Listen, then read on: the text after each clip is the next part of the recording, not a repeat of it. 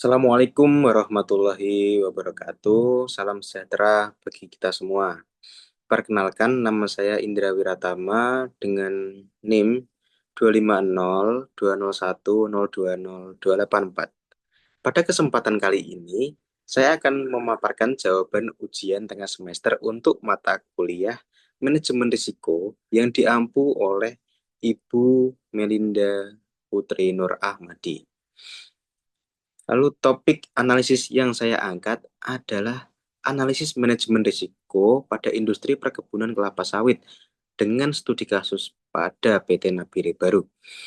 Perusahaan ini dipilih karena kompleksitas risiko yang unik, mengingat lokasinya yang berada di wilayah frontier atau perbatasan dan pekerjaan.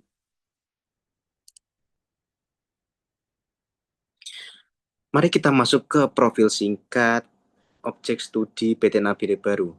PT Nabire Baru adalah anak dari perusahaan Good Hope Asia Holdings Limited.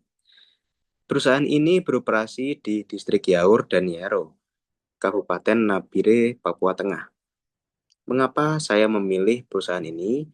Karena dulunya saya pernah bekerja di Nabire dan PT Nabire Baru sendiri memberikan banyak pemasukan terkait dengan perpajakan yang membuatnya menjadi wajib pajak strategis dalam lingkup kantor pelayanan pajak Pratama Bia.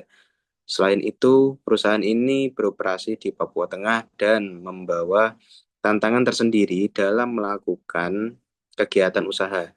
Selain tantangan operasional perkebunan pada umumnya, PT Nabire Baru menghadapi dinamika sosial yang tinggi dengan masyarakat adat setempat serta isu lingkungan yang sensitif dengan masyarakat adat setempat serta isu lingkungan yang sensitif secara global.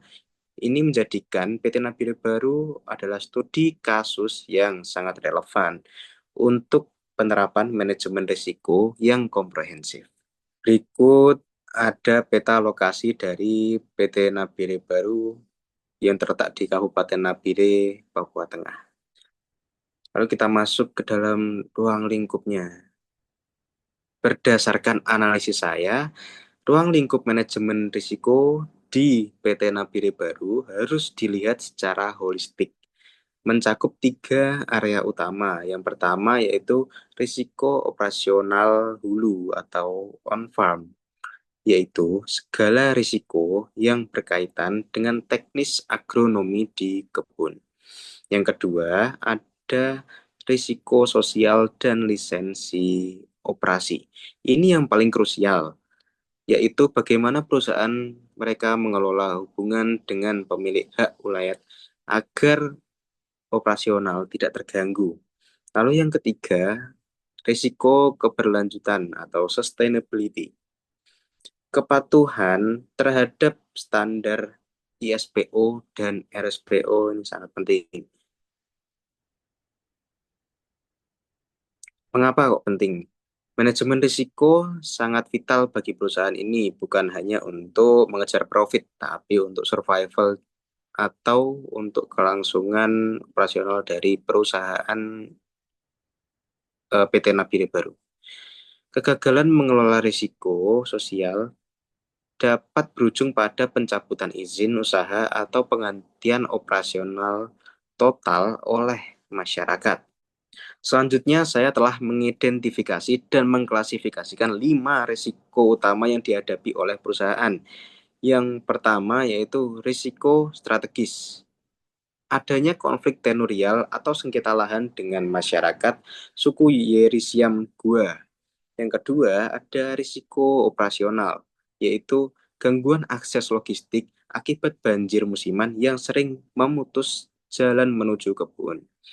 Yang ketiga, risiko keuangan, fluktuasi harga CPO dunia atau CPO price yang tidak bisa dikendalikan oleh perusahaan. Yang keempat, ada risiko kepatuhan, potensi sanksi jika gagal memenuhi prosedur penanaman baru atau new planting procedure dari RSPO. Yang kelima, ada risiko hazard atau bahaya, ancaman kebakaran hutan dan lahan atau karhutlah, terutama pada saat periode El Nino. Untuk mengidentifikasi risiko-risiko tadi, metode yang paling efektif digunakan adalah Stakeholder Analysis dan FGD atau Forum Group Discussion. Mengapa? Karena risiko terbesar di Papua berasal dari faktor eksternal yang meliputi manusia dan sosial, sehingga brainstorming internal saja tidak cukup.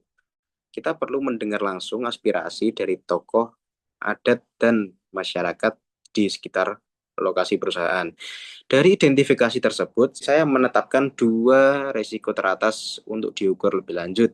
Yang pertama yaitu risiko konflik lahan sebagai risiko sosial. Lalu yang kedua ada risiko banjir sebagai risiko operasional. Berikut adalah hasil pengukuran risiko menggunakan matriks sederhana. Gitu. Pertama, risiko konflik lahan. Saya berikan skor ekstrim atau sangat tinggi. Hal ini karena dampaknya bersifat katastrofik, yaitu jika terjadi blokade, pabrik bisa berhenti total dan reputasi induk perusahaan di pasar internasional bisa hancur. Meskipun kemungkinannya mungkin skala 4, namun dampaknya adalah skala 5. Kedua, risiko banjir. Saya berikan level tinggi, frekuensinya sering, hampir tiap musim hujan. Namun dampaknya hanya menghambat pengiriman tandan buah segar atau TBS dan kerusakan jalan yang masih bisa diperbaiki dengan biaya moderat. Lantas bagaimana strategi pengendaliannya? Saya fokus pada risiko dengan level tertinggi, yaitu konflik lahan. Strategi yang dipilih adalah risk reduction atau melalui pendekatan kolaboratif. Langkah konkretnya meliputi yang pertama adalah penerapan FPIC, yaitu Free Prior and Informed Consent. Memastikan persetujuan di awal tanpa paksaan dari kepala suku untuk setiap kegiatan baru. Yang kedua, ada transparansi plasma. Membuka data bagi hasil kebun plasma secara transparan agar tidak ada kecurigaan. Yang ketiga, program CSR terukur. Memberikan beasiswa pendidikan bagi putra-putri daerah bukan hanya bantuan tunai sesaat untuk membangun ikatan jangka panjang. Lalu memberikan saluran pengaduan. Untuk pendekatan manajemen risikonya, PT Nabire Baru sebaiknya menggunakan Enterprise Risk Management atau IRM, bukan melalui pendekatan tradisional yang terpisah-pisah atau silo. Alasan sederhananya, di perkebunan semua risiko saling terkait. Contohnya masalah operasional atau limbah bocor yang bisa memicu kemarahan warga, itu risiko sosial, yang akhirnya menyebabkan denda dan tuntutan ganti rugi atau risiko keuangan. IRM memungkinkan manajemen melihat gambaran ini secara terintegrasi. Terakhir, saya akan memberikan contoh analisis kualitatif dan kuantitatif pada risiko keuangan akibat gangguan operasional. Misalnya banjir atau blokade jalan. Kita bisa menghitung expected loss atau kerugian yang diharapkan. Nah, ini ada rumus-rumusnya.